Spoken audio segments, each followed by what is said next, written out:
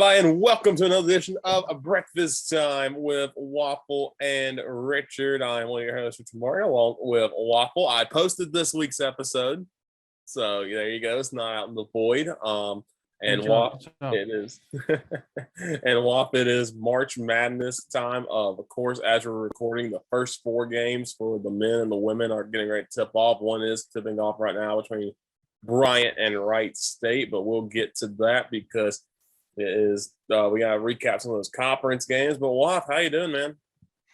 I'm doing good, man. I'm excited to talk a lot of college basketball. Definitely a lot of crazy stuff has already happened, and we get to break down the whole tournament. It's the best time of the year. I know we said it before, but this is the greatest time of the year, and I'm excited. Interesting choice. Wright State going with the white camouflage jerseys tonight against Bryant. That was a choice to make on a national televised game, but you know.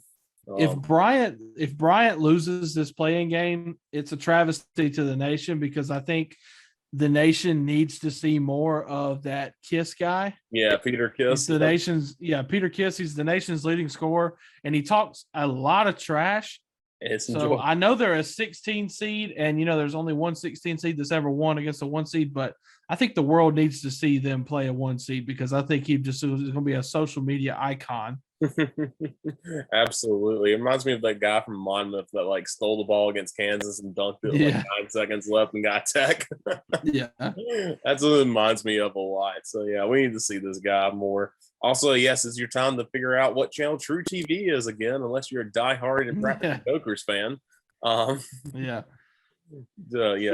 figure it out. This is an app too, of course, so you can find out where your teams are playing. But before that, of course, we had conference championships to get through, and there were a lot of crazy games in the tournament and conference tournaments, and we'll go ahead and get you this one. I'll get the big one, the ACC, out of the way, as it came down to Duke and Virginia Tech, who, as soon as we finished recording, broke my heart again, as Clemson basketball always does, as Virginia Tech beats Clemson in overtime on a half-court buzzer beater. And then the Hokies go off and beat North Carolina, and then take on the Duke Blue Devils in the championship. Duke, after beating Syracuse and then beating Miami, you're thinking, oh, this is Duke's to lock up. They're going to lock it up. But no, it wasn't. And Virginia Tech, the Hokies, with Coach Mike Young, of course, the former Wofford head coach, knocks off Duke, and they win 82-67 over the Blue Devils in the final. I didn't get to see a whole lot of this game because I was working. But what did you see from the difference between the Hokies and the Blue Devils? Man, the main difference for me is just Hunter Couture had an unbelievable night for Virginia Tech. He had 31 points, and he was 7 of 9 from downtown. Jeez. He could not miss. As a team, Virginia Tech shot 10 of 22 from downtown, so 45% from deep is definitely going to bode well for your results in a game. And also, they shot 50% overall from the field. So they had a great shooting night. And you know what, Duke, what we've harped on all year with Duke is how good their defense has been. And you look at Duke's their last probably 4 or 5 games. I mean, look at ever since the North Carolina loss, North Carolina, they gave up 94 to North Carolina, and then they gave up 79 to Syracuse in a win. They battled all night with Miami, gave up 76, and then they gave up 82 to Virginia. So Duke's defense is faltering at the worst possible time, and it caught up to them against Virginia Tech. Virginia Tech had an unreal night shooting. So that's the main difference. But, I mean, you can't say enough about about Virginia Tech's players like Couture, 31, Aluma from Wofford. He's a Wofford transfer. This kid is stupid good down low. 19 points, 10 rebounds for him. He had 7 assists as well. He almost had a triple-double in the ACC title game. 6 of 8 from the floor, and he hit his 1 3-pointer. And also Storm Murphy only had 9, but he had 6 assists, always creating space for Virginia Tech. So Virginia Tech, just a perfect storm. And then on the other side of the ball, Duke, Paolo Banchero had a decent night. He had 20, only took 11 shots. He was pretty efficient, but Duke did not get nearly enough from anybody else.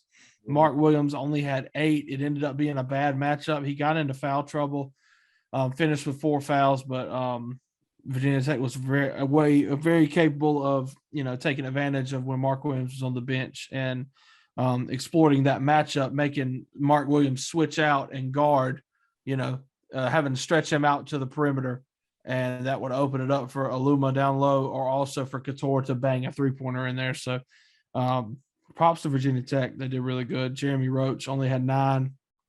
Trevor Keels, freshman, was 1 of 7 from the floor. Wendell Moore only took 8 shots. AJ Griffin took 12, which is good. He needs to take more shots, but he was 1 of 8 from deep. So Duke could not get it going. Shot 20% from deep, 49% overall, did not get enough shots in the game. Only had 10 turnovers, but only 9 assists. So that's definitely not good. Whereas Virginia Tech had 18 assists to 9 turnovers. So that goes to show once again about how Duke's defense is faltering. But props to Virginia Tech. They played a heck of a game, a heck of a run, and this solely got them in the tournament. I mean, they come into the tournament now as an 11 seed, and without this win, I don't think they would have got in. So, props to Virginia Tech. They're hot at the right time. I would take them against anybody right now the way they're playing. Yeah, absolutely. It's all about getting hot at the right time, and that's what Virginia Tech did. And shout out to Mike Young, who's now won conference titles in SoCon, had a good run with Wofford to the round 32, almost beat Kentucky. So interesting to see if they can get that magic again. Yeah, and they are 13-2 in their last 15 games. I mean, they're arguably as hot as anybody in the country is right now. Yeah, absolutely. So going down some other championship games, Villanova knocks off Creighton 54-48 for the Big East title. Kind of feels like Villanova. It kind of felt like it was going to be Villanova or UConn for that championship. Creighton kind of came out of nowhere, but Villanova knocked them off to win that title. This was an awful game. This first half was terrible. Oh yeah, this horrible. It was 19-18 at halftime. It was not going well. Yeah. Vermont wins the America East. They won every single game in the America East tournament by 30 or more points. They knocked off UMBC 82-43. So Vermont, dangerous. Be a very dangerous shooting team in this tournament.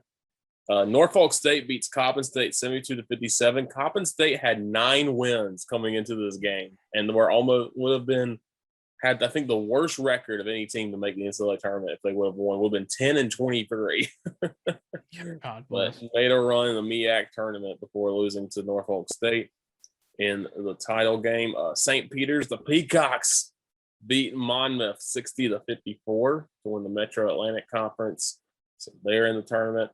Texas Southern rolled over Alcorn State, and then we're recording on Wednesday, just won their first 4 game to win the SWAC title, and they'll take on Kansas now. Akron beats Kent State by 20, and I don't know if you saw, Kent State had 4 players suspended for the first half. Yes. We're putting some stupid stuff on social media, which at one point I kind of agree with, but I'm also kind of like, social media really hurting anybody. But then Akron beat them by 20, so I'm like, well, it would have mattered if they were on the court, because they were in the second half, and Akron blew them out. So. Yeah. Well, I look at it like this, look at it like that's the type of stuff that what Miami did back in the early 2000s for football. Mm-hmm. Like, I feel like Miami, they would have, if it had been now, like Miami would never play a game because they always talking trash and always doing stuff with even making like VHS videos and all kinds of stuff, which if you haven't seen that 30 for 30 by now, you have to go watch it. That's one of the best seventh floor crew, whatever, with Greg Olson and all them. Yeah.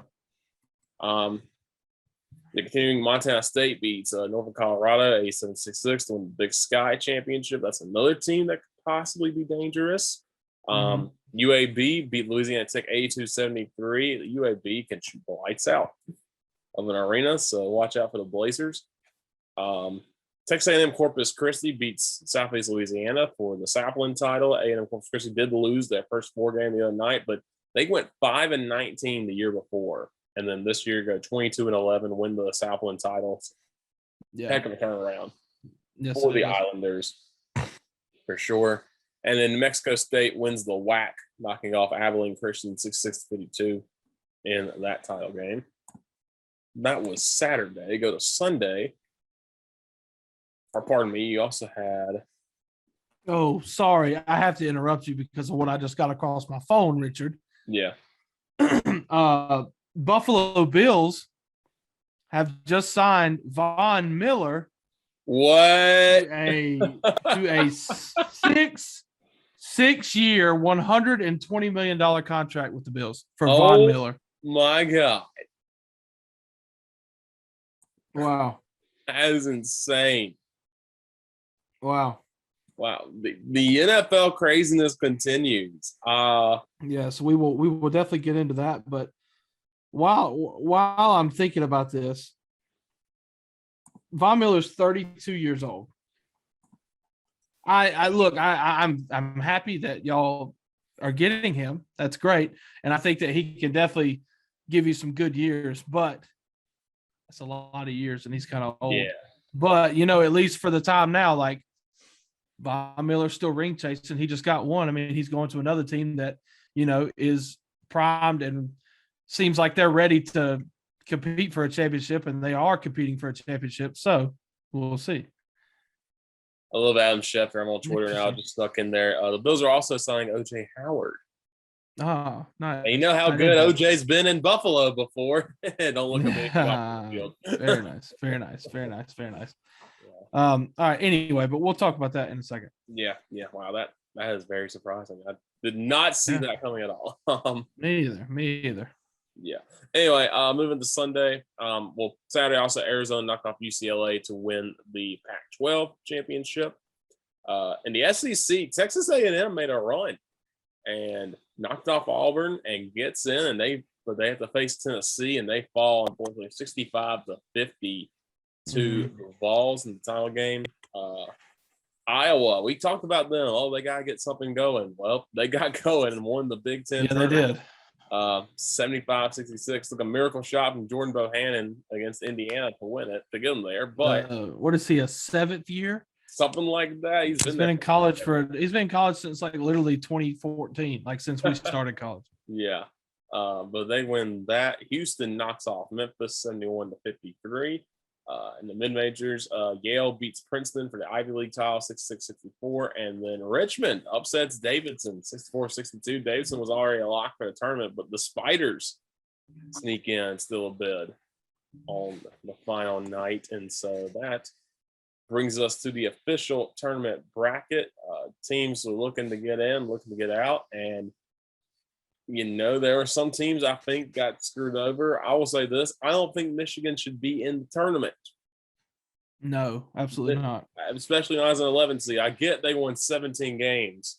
And they've only won 17 games, first of all. They did beat Purdue by about 30 one time.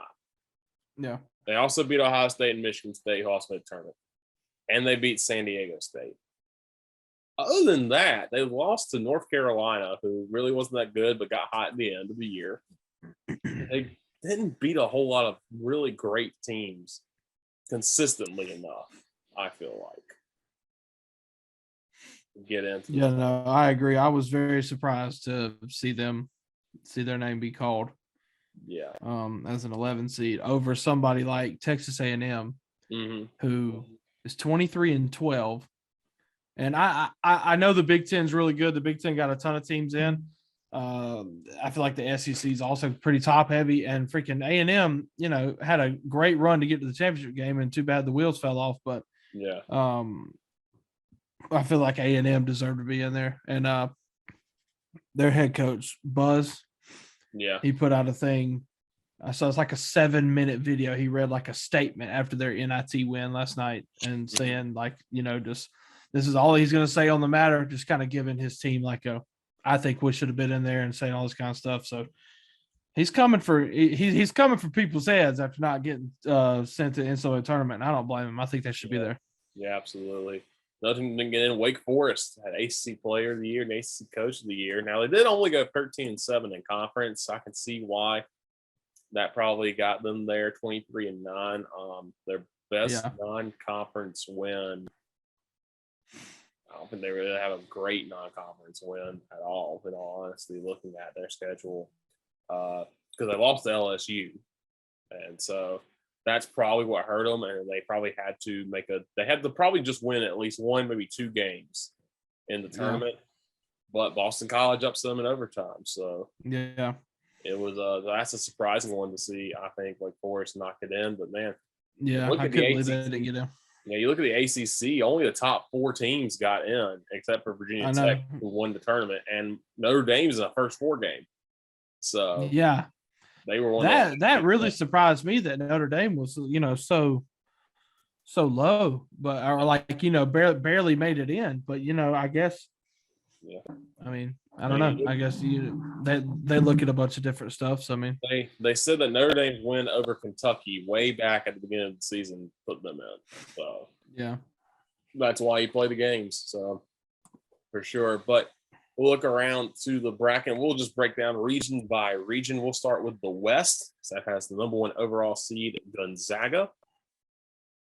Gonzaga will face Georgia State, and then the 8 and 9 game is Boise State and Memphis. Your 5-12 is UConn and New Mexico State. Your 4-13 is Arkansas, Vermont. Your 6th seed is Alabama. They face the winner of Rutgers, Notre Dame. Your 3-14 is Texas Tech, Montana State. Then your 7-10 is Michigan State against Davidson, and your 2-15 is Duke against Cal State Fullerton. So instead of trying to preview all the matchups, we're all going to have differing views on our practice. Will all look kind of weird. We're going to kind of do this. What are looking at the West? What do you think is going to be the best game of the first round in the West? And then also, who's a team from the West that you think could pull off some upsets for sure? What's an upset alert for sure for you? I think as far as best games for the first round, I think that you got to look at Vermont and Arkansas because Vermont's been here before, and obviously they're coming off smacking everybody in their conference tournament. And it's just hard for me. Like I feel like there's one team, and for whatever it's Vermont, like it's a bunch of white dudes, and they can shoot the ball, and they can shoot that rock. And if they're hot against Arkansas, they have a very good chance to knock Arkansas off. Now I don't know how deep they'll go, but I think Arkansas might be on upset alert there. Also, Davidson, Michigan State. I think that Davidson is a team that has a chance, especially with the prospect of setting up a second round matchup against Duke, a team that's they're very close to each other. One in Charlotte, one in Durham. So, and Davidson and Duke. I don't even know the last time they've played. I don't even know when the last time they played is, but I'm sure there's that would set up a heck of a matchup there. And I think Davidson, Michigan State should be a pretty good game as well. And then I also like Notre Dame. If they have to beat Rutgers tonight, but I think, like we've said all year, Alabama has been inconsistent, and I think Notre Dame has a good chance to knock them off as well. Yeah, I basically agree with all that. I think Vermont can shoot the lights out. If Arkansas is not ready on defense, they're going to get cooked. I think Bama is probably going to get upset because they played down to their opponents all year long. Davidson, I think, should beat Michigan State. I think it's one of those where a lot of people are picking the Wildcats, and then that's going to be a dangerous matchup for Duke if they can get by Fullerton. Right, if they don't blow it against Fullerton. Yeah, Fullerton should be a win, but Fullerton's got a lot of big bodies, so that's going to be interesting to see if they can actually handle Banchero or if Duke can't get the shots to fall for some reason. So, yeah, those are some good games. UConn, Mexico State, I think, could be sneaky good. Mexico State, I feel like every year has a good team in the tournament. Yeah. So it'll be interesting to see. And, of course, Georgia State against Gonzaga. Georgia State's kind of the Cinderella in the Sun Belt. And congratulations, you get to play number 1 overall seed. Yeah. State, for sure. So going by just seeing who's making the Elite Eight, I will go ahead and say I think the Elite Eight is going to be Gonzaga, and I think it's going to be against Texas Tech, with Texas Tech knocking off Duke in the Sweet 16. I just think Duke's defense has kind of let them down recently, and they're going to have to be ready against Fullerton. Tell me you don't feel like cooking.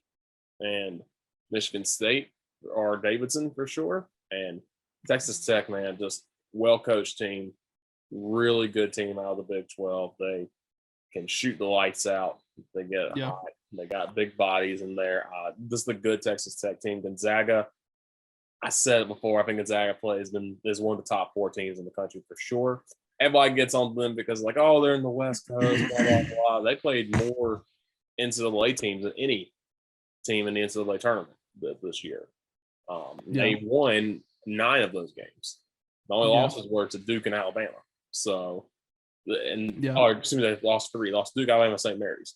So, and then they rebounded and won West Coast Conference Championship. So, no, I think Gonzaga, they got the number 1 player in Chet Holmgren. They've got a great team. They made it there last year. And I think Gonzaga is going to win this West region because of the Final Four. Yeah. I think that 8-9 matchup, Boise State and Memphis, I think if Memphis gets by there and they go to play Gonzaga in the second round, I think Memphis's talent, obviously they've had an up and down year, but I think the overall talent of Memphis, like they can show up.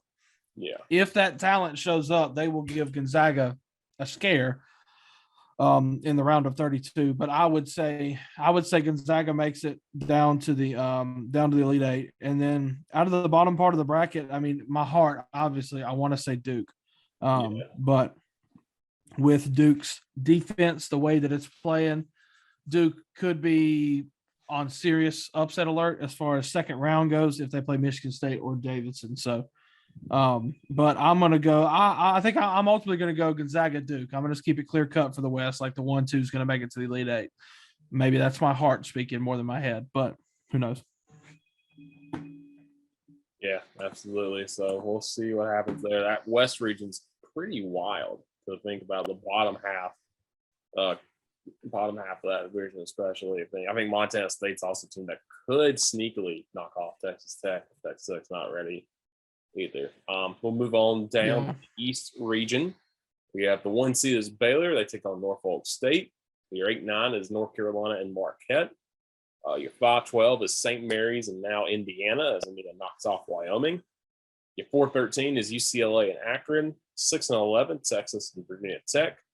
3-14 Purdue and Yale. 7-10 the best matchup probably in the first round, Murray State and San Francisco, 2 of the best mid-major teams in all of basketball. And then your 2-15 is Kentucky and St. Peter's. Looking at this one, I think, Virginia Tech, again, like you said, 13-2 past 15 games. They are getting hot. Texas is going to have to be ready. Texas didn't look great in the Big 12 tournament.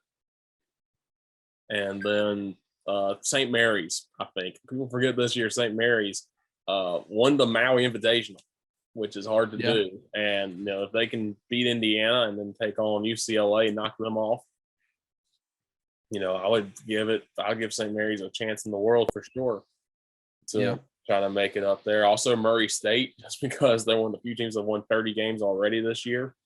Always dangerous. Haven't missed a step since losing John Morant a couple of years ago. They kept rolling. And, it'd be huge for the state of Kentucky for them to play Kentucky in the second round. That'd be a massive game for the Racers. But first, they got to get past the Dons, who are also a very good team. Mm-hmm.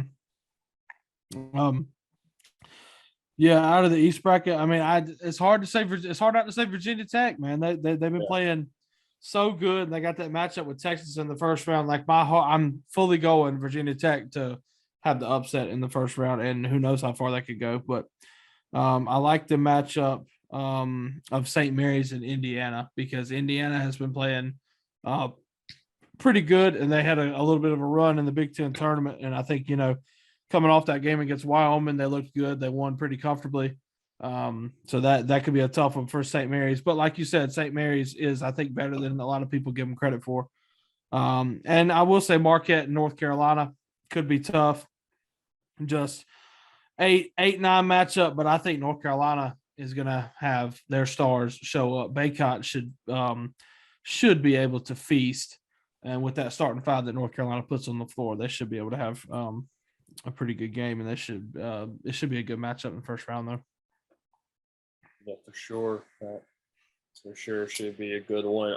Looking at the team I think is coming out of the East, I think your Elite Eight's probably going to be, I think, Kentucky. But even though Purdue has looked pretty good so far, but I think Kentucky and probably Baylor, those are probably it. Even though both those teams didn't have great showings in their conference tournament, I think they get a little bit better draw. I won't say easier draw. It's not going to be easy. But again, Virginia Tech, man, just how hot they've been playing. I would not be surprised to see them all the way in the Elite Eight. But I'll go ahead and say just barely Baylor sneaks out of this region and possibly against Kentucky. But, man, if Virginia Tech is playing as the way they do, don't be surprised if the Hokies make it to the Elite Eight and possibly the Final Four. Yeah, I think I want to step out and say that I think Virginia Tech has a very good shot to make the Sweet 16. Now, that would put them beating Texas and then in the next round beating most likely Purdue. But if Virginia Tech can make it to the Sweet 16, setting up a massive matchup with Kentucky. But I think that Oscar Tshiebwe from Kentucky will be too much for Virginia Tech down low, and Kentucky will make the Elite Eight. And then out of the top, I'll say Baylor, but if Baylor and UCLA meet in the Sweet 16, I think that's going to be a heck of a matchup. Now, I feel like not a lot of people have talked about UCLA. Yeah. Pac-12 after dark, and Bill Walton. Nobody likes UCLA because of Bill Walton. So, but I think that could be very interesting. Yeah. I'll go pretty cut and dry. I'll say Baylor and Kentucky make it out of the East as well. That is the East. We'll go over to the Midwest bracket. And we'll start off at the top. It's Kansas against now Texas Southern. San Diego Creighton's your 8-9. That's a sneakily good defensive rock fight of a game, probably. Your 5-12's Iowa Richmond. Your 4-13's Providence South Dakota State. Yeah. Your 6-11. This one I think is the most mid matchup of all time, is what I've said. LSU and Iowa State, just two teams who are just kind of limping into this tournament, especially LSU because they fired Will Wade. Yeah, they're now coachless, so that'll be interesting to watch. Yeah. 3-14 Wisconsin and Colgate. Remember a few years ago, Colgate almost knocked off Tennessee, so that's a dangerous matchup for the Badgers. Your 7-10's USC and Miami, and your 2-15 is Auburn and Jacksonville State, even though it should be Bellarmine. I'm just saying. Yes, it should. Respect for the Knights. Looking at this the bracket, like I said, San Diego State Creighton, that's going to be a defensive battle. South Dakota State Providence. Providence has been very shaky all year long. They've had some just kind of fluky type wins en route to the Big East regular season championship. They lost to Creighton in the Big East tournament.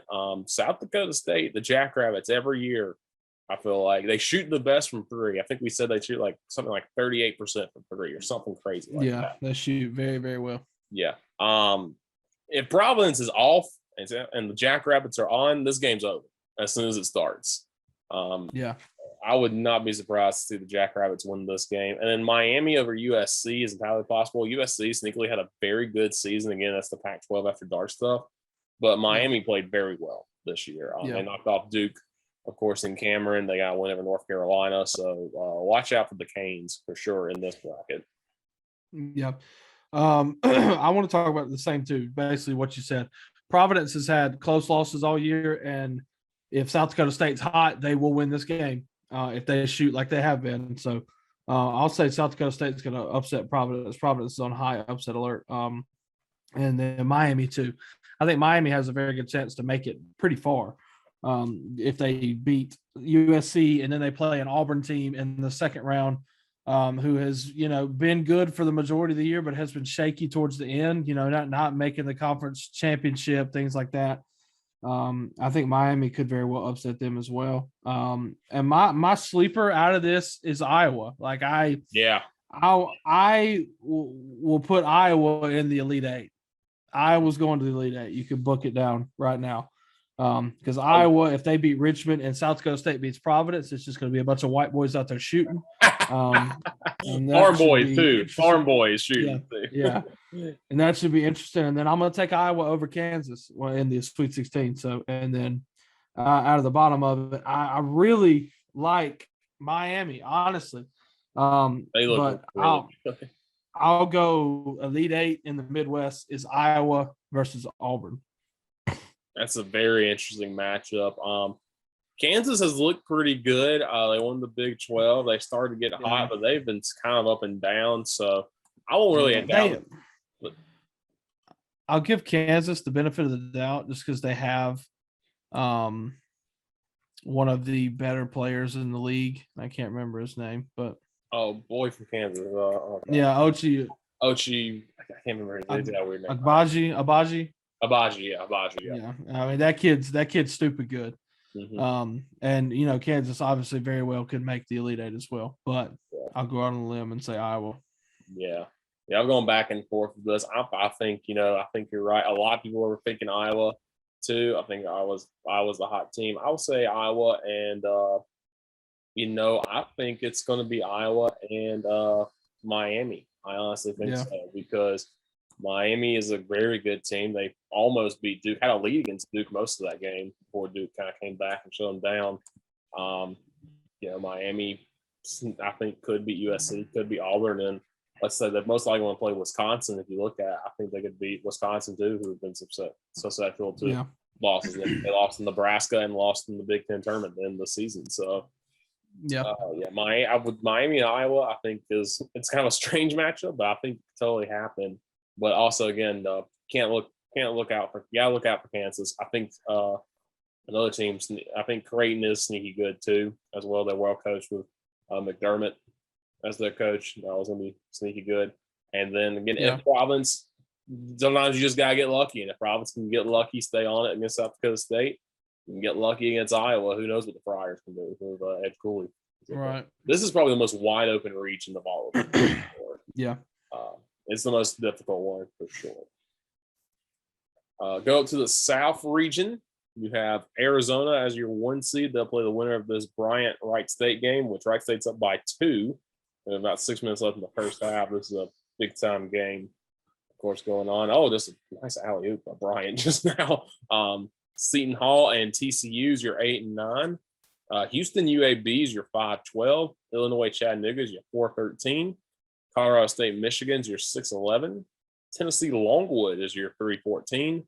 Ohio State Loyola Chicago's your 7-10. And Villanova Delaware is your 2-15. Round out the South. I'm going to say it. I think Chattanooga's can get to the Sweet 16 because they have the size. They are a big team. They got a lot of transfers from big Power 5 schools. They don't shoot the threes that much, but they can. And I think, against Kobe Coburn at Illinois, I think Chattanooga matches up pretty well or better than some people will think against them. And then I think looking at a UAB Houston matchup, yes, Houston won the American, but Houston has struggled at times this year against some bad teams like Cincinnati. Back on Memphis, before Memphis got hot again, Houston got beat by them by about 20. Wichita State, who has been kind of up and down all year, beat Houston pretty bad. So, I think if it comes down to UAB Chattanooga, which I think could happen, don't be surprised if the Mocs sneak by and get to the Sweet 16. Now, it probably ends there because they're probably going to run to Arizona, I think. But I would not be surprised if the Mocs make it all the way to the Sweet 16 and get a pretty good run. Also, TCU, I've kind of been singing their praises. They did enough to get into the tournament, winning enough games in the Big 12, knocking off Kansas. When you have Jamie Dixon as your coach, I think you have a chance. And TCU has looked pretty good so far toward the end of the season. And then Loyal Chicago, Sister Jean. You can never count Sister Jean out. You can't never count her out, man. Yeah, you're taking on an Ohio State team that's kind of struggled this year. So it'll be interesting to see what happens there. This bracket, I feel like, is more susceptible to upsets than any of them, for sure. Yeah. There's some, especially by seeding, because I think even Longwood could give Tennessee a run if Longwood's playing fine against the Vols. Right. I like out of the South, I like Arizona to get it to the Elite Eight. Just because it feels weaker to me up top, or maybe that's just ignorance. I don't know enough about the teams, but Chattanooga, I do think, has a good chance to make the round of 32 or even Sweet 16 as well. But Illinois, has been really good all year, and they have some good players as well. I really like Tennessee. I really like Tennessee to come out and make the Elite Eight. Because I think they're playing hot. They're playing really good. They've won 7 in a row now and in that span, they've beaten Auburn. They've beaten Arkansas. They've also beaten Kentucky. And I think that would set them up to have a Sweet 16 matchup against the likes of Villanova, Villanova beat them by 18 early in the year. I think Tennessee still remembers that. And I think Tennessee will be out for blood against Villanova, but I like Arizona and Tennessee to come out of the South for the Elite Eight. Yeah, I think that's what I picked too. Yeah, Villanova's looked good. They kind of struggled a bit offensively at times late in the year, so Tennessee can take advantage of that. Yeah, for sure. And Arizona, like you said, the top half of that bracket, very susceptible to upsets, especially with Houston and Illinois and Seton Hall. Could all go down in the first round easily. And then even though we talk about Michigan now, we don't think they should be there. They could still beat Colorado State too. So, which helps out the bottom half of that bracket for sure. So yeah, this is it sets up a good path for Arizona. But then having to take on Tennessee, that would be a very fun matchup. That's your Elite Eight, but also, I think there are some dangerous teams in here like Chattanooga, but I think, that's a good fit for Tennessee and Arizona. But Villanova could sneak in and surprise everybody again for sure, especially with the team with experience like them. Yeah. So let's move on. Final four. All right. Let's still go ahead and just pick who's going to be in the championship game and who wins it. I'll go ahead. I say on one end, you're going to have Gonzaga, and I'm going to change mine. Actually, I'm going to say have Gonzaga and Kentucky on one end of the bracket, and you're going to have on the other end, I really think you're going to have Iowa and Arizona on the other end. So that's my final four, I think. And I think it's going to be an Iowa-Gonzaga championship game. Gonzaga's the pick. I think is the pick a lot of people do. Has been the sneaky pick for a while, but now it's kind of like it's coming to fruition. They made the championship game last year and almost won it. This year, I think, a team that's been so consistent, and I get it, they don't play in a great conference. They don't do this, they don't do that. They're just consistently good with a lot of talent around them every year. Yeah. Mark Few knows what he's doing. I think Gonzaga, this is the year they get it done, and I think they knock off an Iowa team that's very good and very high. But, man, I just think there's something about the Zags this year that all year I've seen been like, this is one of the top four teams in the country. And I think they're going to finally get over the hump, finally claim that title this year and knock off Iowa. I will go as far as the West. I'm going to say Gonzaga coming out of there. Gonzaga getting all the way to the Final Four. As far as the East, I will go. God bless. I'm trying to remember who I said. I'll go cut and dry. Like I think Baylor will come out of this one and make the Final Four for them. But like the left side, I feel like is more cut and dry than the right side of the bracket. And over here on the right side, like I do like Iowa to come out of the Midwest, but I'm going to say Elite Eight matchup against Auburn, they run out of gas. And I'll have Auburn making it to the Final Four. And then out of the top, I'm riding Tennessee. I'm riding the Volunteers, 3 seed all the way to the championship game or to the Final Four game as they take on Auburn. And I'll give Tennessee an appearance in the national title game. Rick Barnes getting to the national title game to face Gonzaga. Baylor will lose out on their chance to defend their crown from last year, and they will Gonzaga will get their retribution against Baylor, and then go on to play Tennessee in the national title game. And I'm sorry, Gonzaga, it's still not your time. I'm going Tennessee. I'm going Tennessee to win the national title. So, all right, I think that's a good pick. I think most of those are good picks. He's going to be crazy. And as we say this looks like it's been a crazy basketball season. We talked about the top 10 all losing in that one day. So top 10. Watch this be the most normal chalk tournament of all time. Now, just disappointing for us. I'm not saying the games won't be good, but I'm waiting for that year where it's just like it's all 1 seeds, all advanced. Mm-hmm. It's pretty cut and dry in the first round for sure. Yep. That's going to be a lot of fun. Games start on Thursday. If you're listening to this while you watch the games. Hopefully, I got this out before the games start. Depends on my computer decides to act on me, but should be a lot of fun for sure. I have the day off, so I get to watch basketball all day. Let's go. That is very nice. I am very jealous. There is a lot of fun. We'll move over to the women's side. Women's tournament also starts this week. Division I tournament starts this week.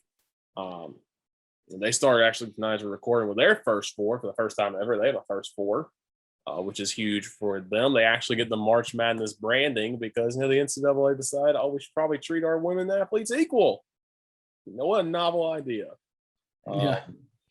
After last year, especially, it took till then for them to do that. They finally gave them a selection show this year too, and so glad the NCAA's done the bare minimum. Shout out to them doing the bare minimum. But we'll go through this bracket as well. We'll start with the Greensboro region. Your number one overall seed, South Carolina. I think that's what everybody thought was going to happen. They play the winner of Howard and Incarnate Word. Your 8-9 is Miami, South Florida. 5-12 North Carolina, Stephen F. Austin. Arizona, UNLV is your 4-13. Georgia is your 6 seed. They'll play the winner of Dayton and DePaul. Iowa State and UT Arlington in 3-14. Colorado Creighton's your 7-10, and Iowa, Illinois State 2-15. So Iowa and South Carolina are in the same bracket, baby. This matchup needs to happen. This has to be the Elite Eight coming out of Greensboro. It has to be. This is what we all wanted, the semi-trash talk between Iowa and South Carolina, despite Caitlin Clark not saying a word of this. But the trash talk between the fans has kind of come out, and this is the matchup we need to happen here. The only other team I really see in this region that can make a run, I know I'm not as well versed in some of these mid-major women's teams. DePaul has probably the freshman of the year nationally on their team. If they can upset Dayton and then I think they can upset Georgia, who didn't look great in the SEC tournament. But I don't know if they can get by Iowa State's the thing. You can also have an Iowa State matchup in the Sweet 16 too, which is crazy to think about over in Greensboro. Also, Miami's tough. If South Carolina matches up Miami's second round, that could be a tough game because Miami made a good run in the ACC women's tournament. Yeah, also Arizona, who was in the championship game last year, could beat this and meet the Sweet 16 for South Carolina. But I think out of this region, I think it's going to be South Carolina. I don't see who's beating them. Only teams that beat them were Kentucky and Missouri. And both of those, Missouri, I feel like got a last-second shot to beat them. Kentucky has just been on an incredible run. So it's taken that to beat South Carolina this year. I think South Carolina is the most complete team, and I think South Carolina is going to get to the Final Four for sure. Let's move down to the Wichita region. You have number one, Louisville. Kind of a weird situation for Louisville. Their coach is leaving as soon as the tournament ends. He's going to Mississippi State. So this is a weird situation for Louisville. You kind of see it with football games happen too, but still got number one seed. Cardinals looking to finish the job. Remember, they smacked Notre Dame earlier in the season, so this is a good team. They play Albany, Nebraska, Gonzaga is your 8-9. Oregon Belmont's your 5-12. Tennessee Buffalo is your 4-13. BYU Villanova is your 6-11. Michigan American is your 3-14. Ole Miss South Dakota is your 7-10. Baylor Hawaii is your 2-15. I think this one, Tennessee looks good as usual. By the way, Tennessee, I did not know this. I don't know if you saw this that off. They have made every single women's tournament in the history of the women's tournament existing. Which is crazy to think about. I think there's been over 45 tournaments now, and they've made every single one. That just shows you, one, how great of a coach Pat Summitt was, and then two, how great the teams have been since she retired all those years ago. So that's crazy to think about. They're still pretty good. They're 4 seed. They're a dangerous team, I think, for sure. Baylor, I think, is always a good team on the women's side. Sneaky good team, Nebraska. They have, of course, Jazz Shelley, the transfer from Oregon, on their team. They had the Big Ten Freshman of the Year. That could be a dangerous second-round matchup for Louisville if Nebraska beats Gonzaga. But I do think this one is also Louisville's to lose. They just looked so well this year. But a Louisville-Baylor matchup in the Elite Eight could be a lot of fun. Yeah, for sure. I like I like Tennessee to get to the Sweet 16 and give Louisville a run for their money. But yeah, I agree with you, Louisville.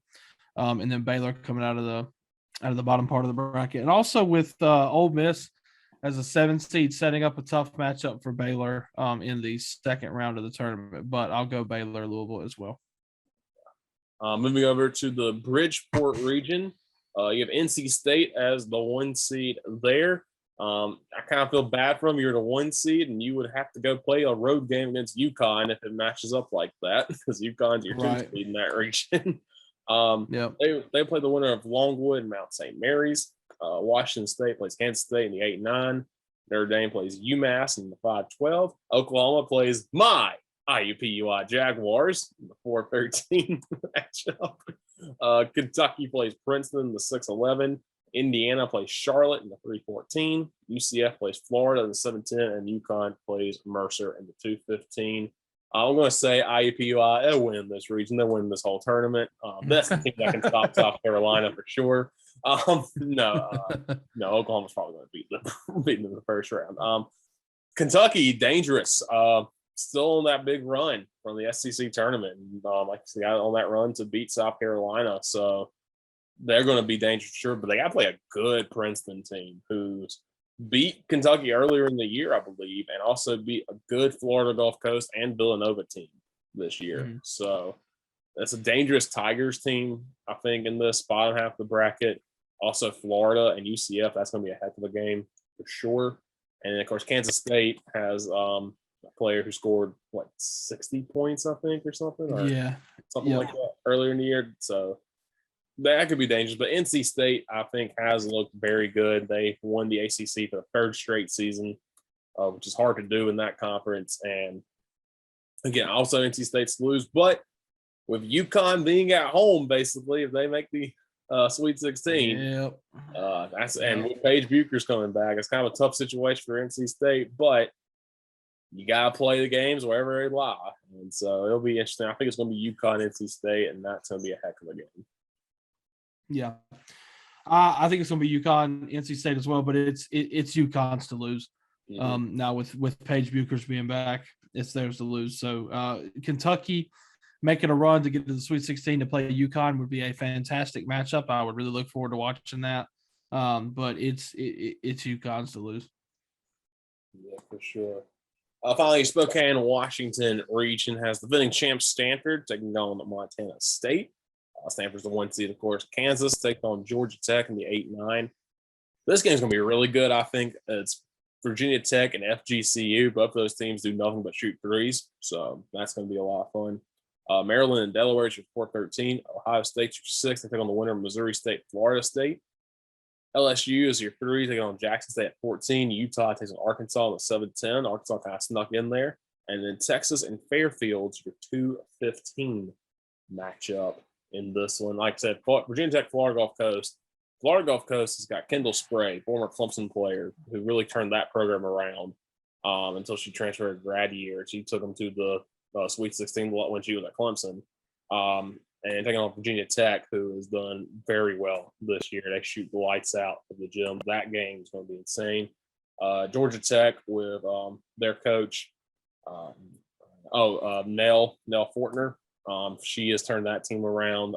This Georgia Tech team that was horrible in women's basketball, and Nell Fortner's turned them around.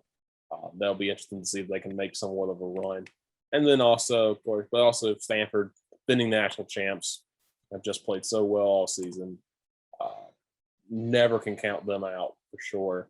And then LSU also, Kim Mulkey in her first year, LSU's turned them around. Mm-hmm. So that's going to be the wild card, I think, is LSU. If LSU should be able to get past Jackson State, and then probably Ohio State, Missouri State, or FSU. One of those, they'll get a tough test from them, but they can get past those to the Sweet 16, where most likely Texas will wait. It's going to be an interesting weekend in Spokane for sure. Yeah, definitely. I agree with you. I think LSU's the wild card here, led by Kim Mulkey. Obviously, she's had tons of success at Baylor, and she's done a great job at LSU this year. So I got LSU making the Elite Eight, probably to play the likes of Stanford, who has played very well all year long. So Maryland, Stanford could be very interesting in the Sweet 16. Maryland's a perennial powerhouse for women's ball as well, but I think Stanford, LSU for sure. Yeah, for sure. So looking at this Final Four, I think my Final Four is going to be South Carolina, Louisville, UConn, because they're going to get that kind of advantage, and Stanford. So UConn, the only 9-2 seed in there. And I just think, I think it's going to be Stanford, South Carolina. This is the matchup I think everybody wanted last year, but didn't get it because South Carolina lost to Arizona the Final Four. But I think we get it this year, and I think South Carolina's winning it because, again, I don't know who's stopping South Carolina. It took a last-minute shot by Missouri. Now, granted, they did more, of course, in the game to get there, but they basically took a last-minute shot, and then it took just a magical run by Kentucky to end those are their 2 losses. So unless, like I said, Miami could be a tough matchup in the second round if Miami beats South Florida. I think Arizona could be a tough one in the Sweet 16 if they get them. And then, of course, if they get Iowa, that's going to be tough. That's a tough bracket.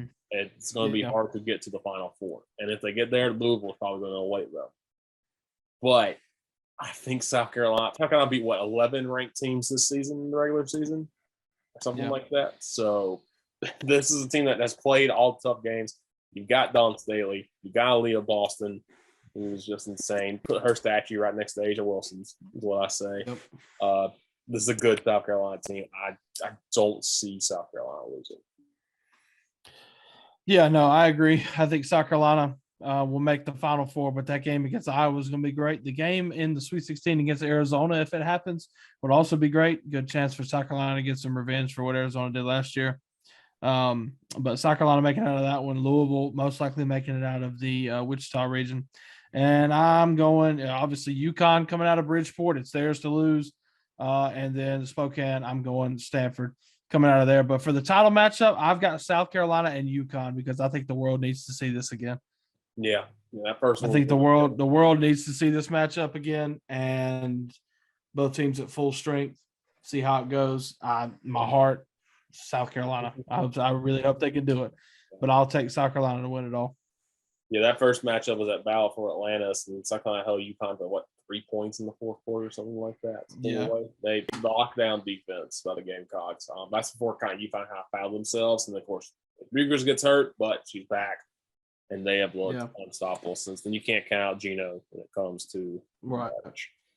So South Carolina's got a chance to shut up a lot of people, so they can shut up they can stop the Iowa debate, and they can stop the ongoing UConn debate if they were able to go through that, go through the bracket how I envision it going out. So, yeah, absolutely. So that's going to do it for most of our March Madness talk. We'll probably be here next week, kind of recap the first and second rounds for you. Let's see where everybody stands, and if our brackets are busted, the teams will pick to win. 2 years in a row, I picked Georgetown to win and Michigan State to win. They lost in the first round of 15 seeds. So, let's see what happens. By the way, I want to talk about this too. Texas baseball this weekend has come to South Carolina on a spring break trip. They lose the series to South Carolina. Lost last night to College of Charleston. In the first inning of their game tonight against the Sioux, they gave up a 3-run home run. And they're down 3-0 to start off already. So yeah, it's not been a great spring break for Texas. Yeah, no, they were number 1, and they are just we are just lowering down. Yeah. So. Shout out South Carolina for giving everybody false hope again by taking the series against Texas.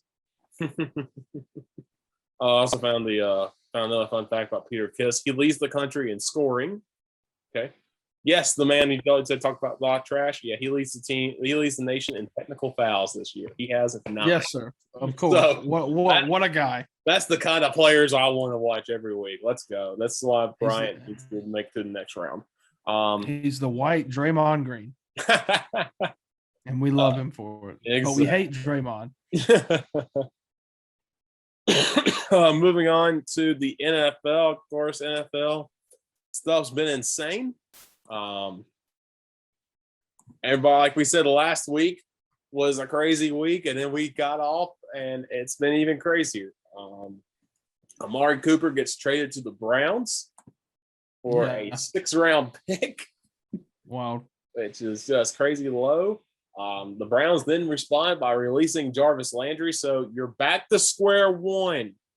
Yeah, and now it's looking like Baker's on the outs. So, I mean, are we in complete rebuild again, Browns? Yeah, because the Browns kind of want Deshaun Watson. By the way, Deshaun Watson, no federal indictment on his accusations. Now, that doesn't mean they lie. Let's say that here. I don't know the full story. Don't know anything about that.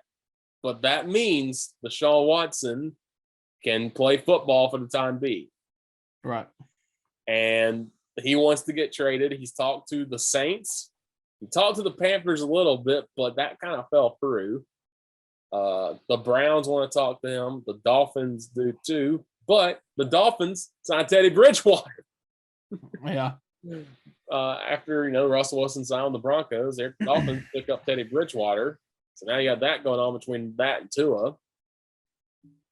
So interesting to see where Deshaun Watson lands. And then on selection Sunday, first Carson Wentz gets traded to the Washington Commanders.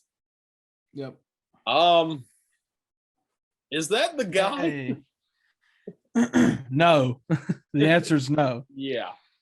But he has a case. I mean, if you solely just look at his numbers with no context from last year, he had a good year.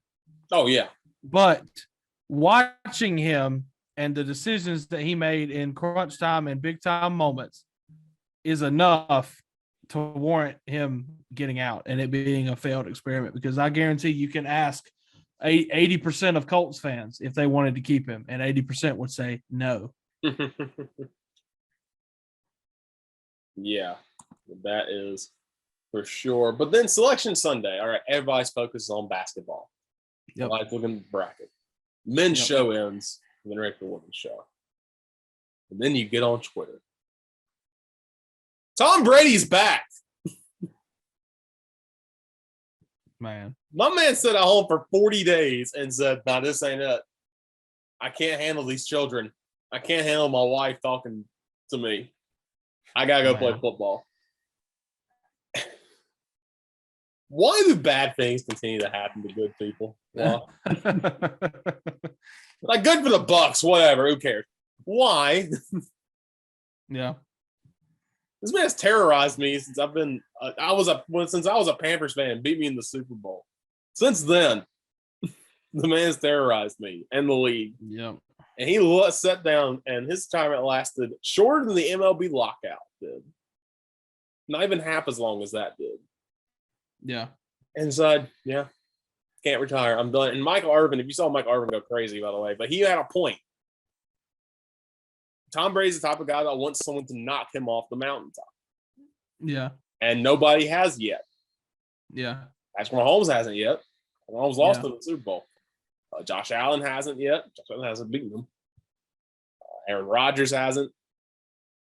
Russell Wilson hasn't. Justin Herbert, all these good young quarterbacks, they haven't either. So the man's back, going to play till he's 55, going to throw passes to his son and kiss him on the lips. I mean, this changes the Bucks. So technically what we've said is still true. Yep. He is going to play till he's 50, 100%. I mean, he's healthy. He's not like a Barry Sanders or Calvin Johnson where his body just broke down, or an Andrew Luck where his body just broke down and wouldn't let him go. Yeah. He's healthy. He's fine. He looked good last year. And he decided to come back. And now, because the Bucks didn't go after Deshaun Watson, they didn't go after Russell Wilson, didn't get Aaron Rodgers. So the door was wide open. And he walks back with open arms. Now, does this mean Gronk comes back for another year? Has to. You gotta try to keep some of those pieces. And again, you gotta try to get some of those receivers back, some of those defensive players back for sure, and try to go at it again with the Bucks. And the Bucks automatically become the best team in the NFC South again. Just a week after, we were all joking that the NFC South gonna have a 6-11 team at the playoffs. Right. Now it's the Bucks or nothing in this division again. So I hate this man. This man does nothing but hurt me. And there we go. So welcome back, Tom Brady. I guess. Screw you. Whatever. It's that Larry Bird, Michael Jordan handshake. From when they met up. That's me to Tom Brady right now. Knew he couldn't stay retired. The great ones don't ever want to retire, and it'll be interesting to see how he does for sure this year. Let's look at the teams that we are fans of, and of course you heard it on here, broke the news. Von Miller's going to the Bills. Yeah, wild. We talked about the Bills have kind of needed some help on defense to kind of help out a little bit. But you didn't think it'd go out and get Von Miller. It kind of looked like Von Miller, we talked about, was going back to Denver because Russell Wilson was there.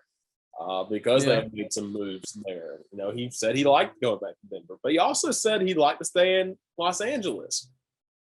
Well, he didn't know if the Rams had the cap space or whatever, because he didn't think the Rams were going to be able to keep all those pieces together. And now the Bills come out of nowhere and just sign Von Miller, which is crazy. They also signed Daquan Jones from the Panthers, the defensive tackle. Former Tennessee Titan. Yep. They signed another former Tennessee Titan, Roger Saffold, to the offensive line. They extended Mitch Morse on that offensive line, and then signed Isaiah McKenzie, agreed to terms with him on the offense, and then also signed O.J. Howard on the for tight end. So this team's built, and also they signed Siren Neal earlier in the offseason. But it looks like they let Harrison Phillips walk, which is devastating emotionally because he's kind of the heart and soul of that defense for years. But when you get Von Miller in return, it's a big, big get. So, again, love Harrison Phillips. Was Walter Payton Man of the Year for many years for the Bills. But, yeah, I think this is a trade-off that the Bills would take. And it also looks like Levi Wass is going to walk with the news of Siren Neal getting re-signed. You had to think they weren't going to be able to keep that entire defense together. And so having to let those pieces go kind of stings a little bit. But keep seeing Darion Kendrick in the draft. That would be huge to kind of build up that back line, build up some more crowd for sure. So it'll be interesting to see what the Bills continue to make some moves here. All the Bills fans kind of complained earlier, like, hey, why haven't we done anything? Well, they just did something for sure in getting Von Miller here. So that's going to be wild. He's going to be locked down for a while in Buffalo. So that's a big time deal. They just posted on Instagram Von Biller. I love it. Let's go, man. Let's go. Waffle, what the Titans been doing? Titans been doing a good bit of stuff. They obviously, I think we talked about last week. They signed Harold Landry. They got him locked up for 5 years, $87 million. So keeping that defensive line together. The biggest things from this week are Tennessee has re-signed Ben Jones, our center, to a 2-year deal, keeping him there. So obviously losing Roger Saffold, you have some holes to fill.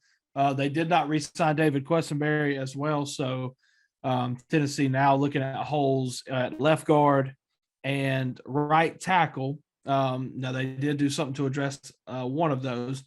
So your starting offensive line will be Taylor Lewan on the left tackle spot, open on the left guard, Ben Jones, Nate Davis, and then your right tackle is Jamarco Jones, kid out of played with Seattle, signing him over to a $5.75 million contract with $3.15 guaranteed. It's a 2-year deal.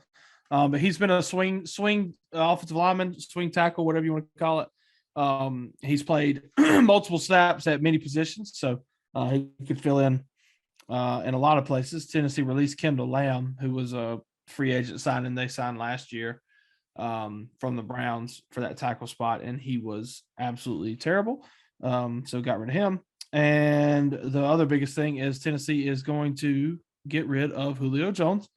And it's going to free up $9.5 million in cap space. So what that means to me is Tennessee might be working on something, hopefully, with wide receiver, because now we're in the same boat with A.J. Brown obviously being the number one, and your 2 and your 3 are Nick Westbrook-Akina and Chester Rogers. So something's got to be done here, whether they're going to try to go after somebody in the draft or they're going to have a free agent signing, hopefully. Somebody possibly like Allen Robinson is the name I've heard, so who knows. But definitely a hole still to fill there, and at left guard as well. But also Tennessee waived Janoris Jenkins. He is no longer a Titan. He had a rocky start in the last year, but by the end of the year, he played pretty solid. And he came up with a big interception against San Francisco that helped us win that game late in the season. But things in Tennessee are moving. We're just kind of waiting waiting on that big signing. If there is going to be one, or if they're going to go after a wide receiver in the draft, which they at this point with the wide receiver room they have to. They did sign a safety and an AJ Moore to a $2.5 million contract, so some depth behind your two obvious starters, Amani Hooker and Kevin Byard. They did get Jeff Swain back at tight end for another year, so yay, I guess. But there's also a big hole at tight end, so I'm thinking Tennessee would definitely be in the tight end free agency sweepstakes, and some names to look at who are still available. Somebody like Gronkowski now with Brady being back, I highly doubt that he would leave and come to Tennessee, but Yeah. Gronk's up there. OJ Howard was up there, but now he's obviously a Bill. Hayden Hurst, former Gamecock, could come over to Tennessee. Tyler Conklin from Minnesota. Yeah, thank you. Keep going toes there, you know. Yeah, and a couple others, Gerald Everett and Evan Ingram, but Evan Ingram signed with the Jaguars, who have been spending a ton of money on talent, some questionable talent. But yeah, and that's pretty much it for Tennessee. Just still kind of waiting to see if something big is going to happen. But yeah, the Jags have signed everybody. And the Jags signed Christian Kirk to a ridiculous contract, like $80-something million. Yeah. To be a wide receiver, and they also signed, what was it, Zay Jones? Yeah. Now they did that and let DJ Chark walk. Right. That was a choice. You know? Sure. They also released Miles Jack, so that last piece of that Saxonville defense is effectively gone. Mm-hmm. And we can all look back on that, and it's exactly what we all thought it would be. It was a fluke. It was a fluke season. Nothing happened of it. They didn't build off. Absolutely nothing happened. Yeah. Yeah, so don't know. Still, at least Trevor Lawrence has two people to throw to that are somewhat decent, I guess. But yeah, sure. Is he going to be protected? Yeah. No idea. Some other big stuff. The Raiders adding Chandler Jones from the Cardinals, and they also have traded away Yannick Ngakoue. Wow. And they traded Yannick to the Indianapolis Colts, and the Colts gave up Rock Yassin, a cornerback, in return. So Raiders, with all the other AFC West teams making their moves, the Raiders finally made a big move of their own, so they can feel like they're part of the crowd. They also released Carl Nassib, which is kind of big for them. He's been kind of the run stopper for them. Speaking of the Chargers, we got to talk about them making all these defensive moves. J.C. Jackson signed them. They've just been signing people like crazy, and I think that's Khalil Mack. Khalil Mack, the big one for sure. Yeah, I think the offense for the Chargers is there. We know Herbert's good. We know how good of a running back Eckler is. They got Mike Williams. They got Keenan Allen. They got weapons on offense, and they just needed a defense. And boy, they're dang sure trying. Yeah, they got a lot of big names now, so we'll see if that pays off. But that AFC West, man, just God is so good. Yeah, that's going to be just wild to see what happens there. The Chargers also signed Pro Bowl long snapper Josh Harris. Very nice. I know. Oh, Tennessee also signed their long snapper Morgan Cox as well. So good. A lot of Tennessee people are like, I don't even know his name. That's a good thing. That means you didn't have to analyze a bad snap. So exactly. I just want to look this up. What's a long snapper contract in the NFL? Morgan Cox making like $1 million. Who knows? The highest paid is James Winchester. Morgan Cox is the second highest. James Winchester of the Chiefs is making $1.3 million a year. That's big time. I mean, love it. I want that. Yes. Oh, yeah. I'm looking to see the lowest paid one. Oh, this is not in order. Oh, yes, it is. This is per year. The most overall is Charlie Hewlett of the Browns. He's got a $6.3 million contract. But he's averaging just over $1.8 million a year. Your lowest paid contract is to – okay, some of these must be on the last year, their contracts. Yeah, a lot of these are on the last year, their contracts. But looking at it, it looks like Jacob Bobenmoyer of the Broncos. That's not a real person. There's no way that's a real person. Half these names are real. Anyway, he's making $600,000 this year. You also have guys like Cameron Cheeseman of the Commanders and Rex Sunahara, the Steelers. These are not real people. No, they're not. Tabor Pepper of the 49ers. Thomas Hennessy of the Jets. Bo Brinkley of the Bears. The Bears have 2 long snappers on their roster. That's the problem. Yeah. I'm also looking at this top headlines, and Balky from the Jags, I think he's their GM.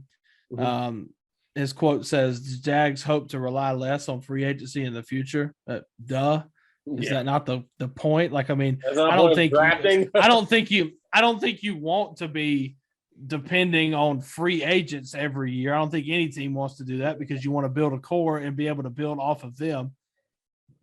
So, Yeah. Also Miles Jack released by the Jags, signed by the Steelers. So, also, go ahead. This just came through for the Bills. Jordan Phillips, who's on that 2018-2019 team, is going to re-sign with the Bills. He got released by, I believe, the Chargers or Raiders, one of those teams out west he was with. So, also, arguably, the worst free agent signing of this year is Joe Buck and Troy Aikman to ESPN. Yeah, and that's for two reasons. Because one, Joe Buck is not going to be calling Fox baseball anymore, which I will give it to Joe Buck. Joe Buck's a really good baseball now. It's probably the best. He's great at baseball, and it's almost like a given. When the World Series is on, I expect to hear his voice. But now, Joe Buck and Troy Aikman are going to be the voice of Monday Night Football, as if Monday Night Football couldn't get any worse. Because out of all of them, Levy and all of them were definitely my least favorite. Not that I disliked them. I think Levy, Greasley, and Louis Riddick were fine. But Monday Night Football has been through the ringer for the past couple of years with the experiment with obviously Booger with his rotating camera thing on the sideline. Stupid. Joe Tessitore, a godsend, amazing, but he's made for college ball. Yeah. And Steve Levy was one, I think. Who, God bless, who was with Tessitore? Jason Witten. Yeah, Jason Witten. Awful. The worst. Absolutely terrible. ESPN's been through the ringer, and you cannot tell me they don't have better people than that. And Levy and them were fine. Yeah. But it could definitely be a lot better, and somehow they got worse. One of the worst things they did was they let Adam Amin walk. Yes. He's so good, and he's done the Fox baseball recently. Yes. He's been very good. I don't know if he'll get to call the World Series. I hope he does because he's so good, but I think he's kind of young. I think they got some older guys there that done like Ken Rosenbaum, and those are pretty good still. So, yeah. It'll be interesting who they're going to put because, Joe Buck, Troy Aikman, every week we're always that 425 America's game. Who's going to do that now? We did talk about this. Sean Payton is a free agent if he could get a broadcasting deal. So that'd be a good color guy. I don't know who you put him with, but you have an option out there if you want to do like that and go try to find the next Tony Romo. So see, of course, Tom Brady was rumored for that until he decided to come back and play. So see, there is going to be weird on Sunday. Turn on Fox. Will they pick the Cowboys every week for America's Game? Right. So now the Cowboys are going to play every single Monday Night Football game. Even more reason for me to not watch. Exactly. That's going to be wild to see what happens with the Cowboys now because they've kind of been set up like that. So it'll be interesting for sure. So this Von Miller trade, just saw this, means you're back on the Bills Rams Thursday Night Football season opener watch again because that's more for sure. For that. So anyway, we will move on, and we'll move on to baseball. Because baseball is back, spring training is back, and the Braves making moves. And one of their moves they made, they traded away Christian Pache for Matt Olson.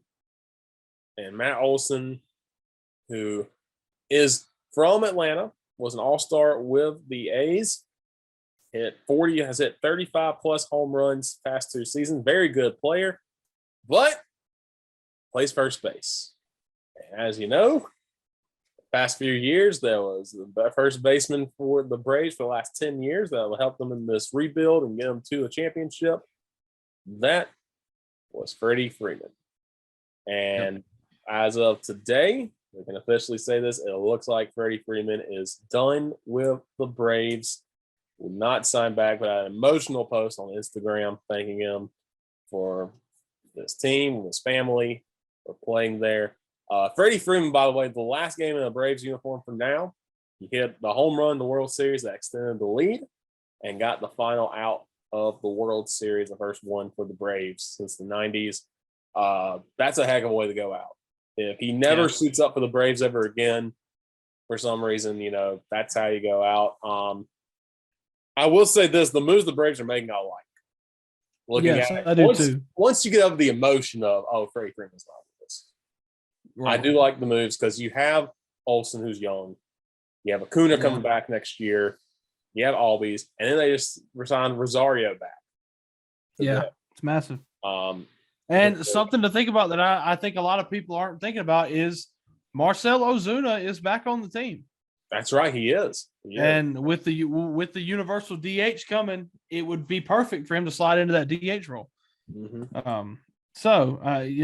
Regardless of what you think about the situation, he's here and he's trying to make his past wrongs right. And, he was never acquitted, kind of like, Deshaun Watson. So, yep.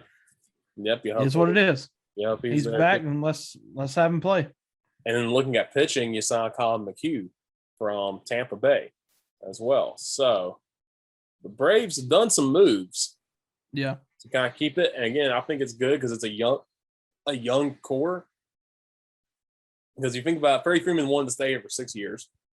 And now, of course, emotionally, you'd be like, 6 years, go ahead. Sign him up. You'd be 38 when that contract ends. And you've kind of been we would kind of be eating that toward the end. Now, who's not to say Freddie can't be great for all 6 years, but he's probably got about 3 really great years left in it. Maybe 4. Toward the end, he's going to slide off, of course. You saw it with Chipper Jones, you saw it with Andrew Jones, you saw it with all those guys. Yeah. But it does sting emotionally. That was the guy that won you the World Series, basically.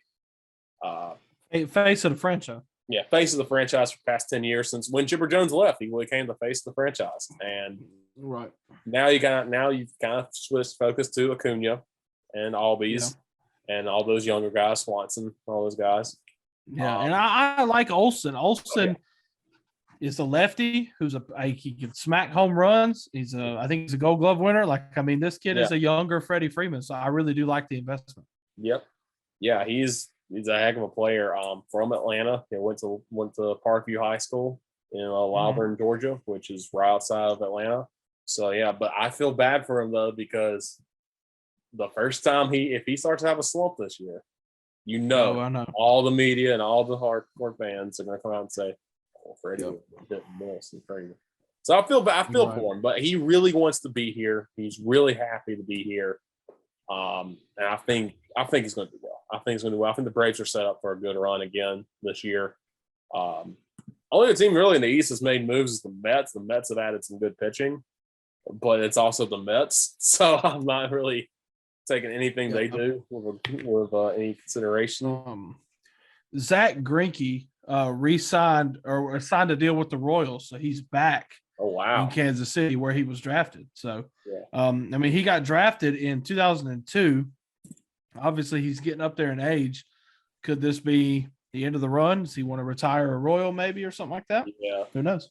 The big move that just happened. Jock Peterson, by the way, for the Braves, is signed with the Giants. He was a big part of that run. He came in the middle of the year. Was a big part of that run last year to the World Series. And then the Giants also signed the Rockies signed Chris Bryant from the Giants. 7 years. 7-year deal. I don't know if I would give him that much money to Chris Bryant at this point in his career, but it's pretty good. Kyle Schwarber signed with the Phillies, which is huge. It's just you've had a lot of moves going on here in Major League Baseball. Once the lockout ended, everybody started spending money. Everybody started making moves. And also have the Reds who decided to trade away everybody. So yeah. What is the deal there? Like, I don't get that. like the Reds, they still on the roster. They still have Jonathan India and Joey Votto, but Joey Votto's older, and you have Jonathan India, who's rookie of the year candidate. But that's about it. So I don't know what your goal is if you're the Reds. Votto, I mean, I don't know Votto's view. Like, does he? I mean, he seems like one of the guys that would like to retire a Red and be a Red for his whole career. But is it time for him to get what he deserves and go to a contender? Because I mean, obviously Cincinnati's not looking to contend. No. But also, what was the other one? Dang, what was the other one? Donaldson. Josh Donaldson is a Yankee. Also, the Yankees re-signed Anthony Rizzo. So Yankees keeping moves. The Reds, of course, their fans have said they don't want to come and see it. All the coworkers who are Reds fans, they're like, I'm not even buying tickets this year because it's just frustrating. They traded Amir Garrett today for Mike Minor. They still have Mike Moustakas on the roster, who is old, like 34 years old. Like Mike Moustakas hasn't been great in a while. Yeah. So it's kind of, I don't know what the goal is for the Reds here, and it seems like the entire NL Central's goal is to just trip over themselves. Yeah. The Cubs haven't done anything recently. The Pirates are the Pirates. The Brewers are the best team in that division by a mile, and they don't really have to do a whole lot to be the best team in that division. So, and then you have the Cardinals, who have gotten better too. But yeah, that's just interesting ideas for sure. There, one NFL thing we forgot to talk about: Mitch Trubisky is now Mitch Trubisky. There's your starting quarterback for the Steelers, baby. Yes, sir. We love it. The Nickelodeon MVP, baby, in Pitt. MVP, baby, former Bills quarterback, Mitch Trubisky. By the way, I also want to point out in the first four for the women's game, Incarnate Word was 9-16 before winning 4 games to win the Southland tournament, and they are leading at the halftime against Howard, who is 20-9. Mm-hmm. That's who South Carolina would play. I kind of want to see Incarnate Word in South Carolina just to see what would happen. Yeah. I want to see what the final score of that game would be. Yeah, me too. That would be incredible. I think we can close this out. Also looking at the first four for the men, I believe Wright State's up by 2 right now. I'm looking. They're showing a replay. Wright State's up by 6 now. 15 minutes left. So Peter Kiss needs to get it going. He does. They want to keep alive for sure. So it's probably going to do it. I'm looking to see if any more NFL or MLB news is broken during all of this. As soon as we stop recording, something stupid's going to break up in here. Yeah, for sure. Like something like it's Chris Mortensen just dropped basically that the Browns and Baker Mayfield are breaking up. So that looks like that's done. Yep. It'll be interesting to see. Baker Mayfield's preferred trade destination or preferred landing spot is Indianapolis. So how will that work? Yeah, and the Browns. The names for Indy, obviously Indy is looking for a quarterback because they traded away Carson Wentz. Mm-hmm. The names for Indy, Baker Mayfield. I've heard a little bit of Matt Ryan in there. Obviously, a lot of this depends on what Deshaun Watson does. Like if Deshaun Watson goes to the Falcons, I wouldn't put it too far-fetched to say Matt Ryan could go to the Colts, but that would also be another, 1, 2, 3 year rental for the Colts. Like this is not a long-term option. Yeah. Considering Matt Ryan's a little bit older, I think so. Matt Ryan still got some good years in him. The other name, one very familiar to me. He sits on my desk. Marcus Mariota. Possibly. Yeah. I've heard Mariota's name a lot for the Colts, which would just absolutely tear at my heartstrings. But possibly Mariota going to the Colts as well. So we'll see. I'm really interested to see what Indy's going to do. Yeah, I've also seen somewhere where they want Ryan Fitzpatrick to sign as the backup for the Bills again, just so he can be back in Buffalo. That'd be great. Yeah, that'd be a fun way for him for sure to close out. Titans also locked up their backup quarterback again, Logan Woodside, the Toledo standout. He's back for another year. Coaches love him. They say he practices good. Luckily, we've never had to see him, so that's great. Just see him for 3 weeks in the preseason, and you're done. There we go. And to come in when the game's a blowout. We love that. Absolutely, absolutely. Before we close out with top plays, I want to close out with this. Waff, you and I are have been wrestling fans for a while, and I just want to say a rest in peace to Scott Hall, former professional wrestler, also known as Razor Ramon. Big time deal. Of course, he jumped to WCW for the NWO, kind of made wrestling cool in the 90s as one of the biggest heels ever with him, Hulk Hogan and Kevin Nash. Had a lot of personal demons toward the end of his life and career, but luckily got clean, got to reconnect with his family. And unfortunately, it caught up to him, but died at 63 years old this past weekend. Just heartbreaking to see that news. Heartbreaking. Kevin Nash put up something that says you don't realize how much you love somebody until you can't tell them you love them. Yeah. So that absolutely heartbreaking. I know it's heartbreaking to see that happen. Glad to see he got clean, and we got an extra 10 years of life from him because he was touching downward spiral, but it's still heartbreaking nonetheless. So rest in peace to Scott Hall, and of course, thoughts with his family for sure. Gotta give a AO for sure for him. Yes, sir. One more time for the Too bad sweet, guy. baby. Absolutely. We'll close out with top plays of the week. And, with all the conference tournaments going on, everything going on, you can pick whatever you want. But I'm going to go with Oklahoma softball because I don't know if you've seen this. Jocelyn Alo, who plays for Oklahoma, she went back home. She's from Hawaii. They played the Rainbows this past weekend. And she had a chance to break the record for most career home runs.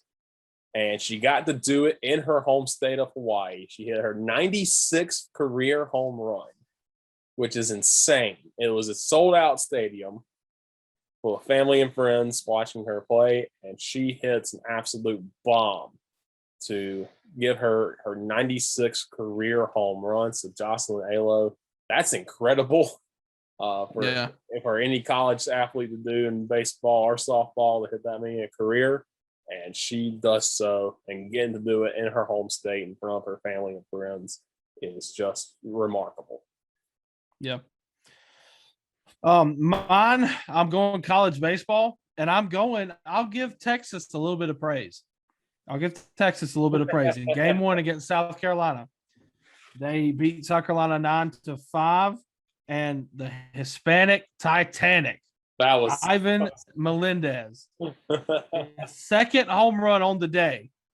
This one sealed the deal for Texas over South Carolina in game 1. Just a mammoth tank. But the best part about it is the bat flip. It's completely and utterly the most disrespectful bat flip I've seen in a long time.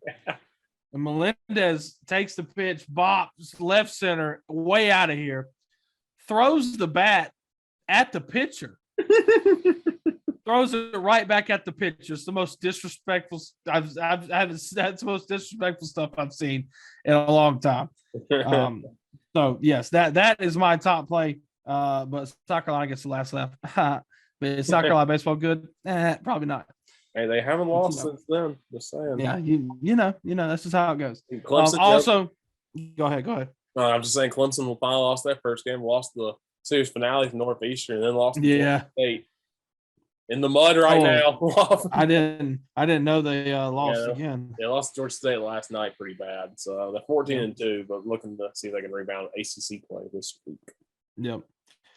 And the other thing that I want to shout out, Lander University Wrestling, Zeth Brower at 141 takes home a national title at the national meet duels or whatever they call it for Division II wrestling. Zeth Brower gets the national title. It's Lander's first national title in wrestling. The program's only 3 years old. So after winning their conference tournament this year and then now having 4 guys make it all the way to nationals and having one come away a national champion, fantastic job done by RC LaHaye and crew down here in Greenwood, South Carolina, to build this wrestling program from the ground up.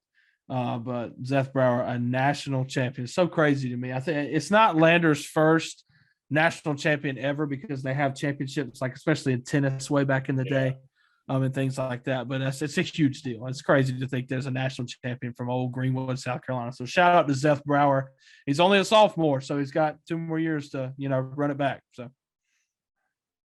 Yeah, for sure. That's just wild. And they've only had a team for what, 3 years or 2 full years? Yeah, 3 years. COVID. So yeah, that's wild. So yeah, shout out to him for sure. So that's gonna do it for this week. Hope you enjoy March Madness this week. I'll plug something Sunday. I'll be on the call for Carson baseball against Coker at noon on Sunday on the Eagle Sports Network. So come hang out with me. That series got shifted because of some rain in the area.